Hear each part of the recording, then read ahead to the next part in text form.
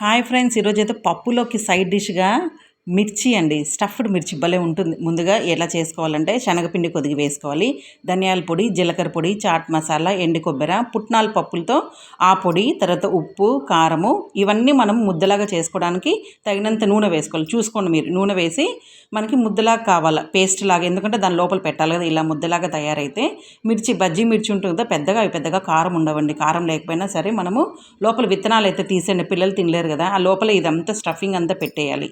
పెడితే మాత్రం పప్పులోకి ఎంత బాగుంటుందో తెలిసి. ఇప్పుడు బాణలు పెట్టి స్టవ్ ఆన్ చేసి దాంట్లో గరిటమైన నూనె వేసి పోపు దినుసులు వేయాలి.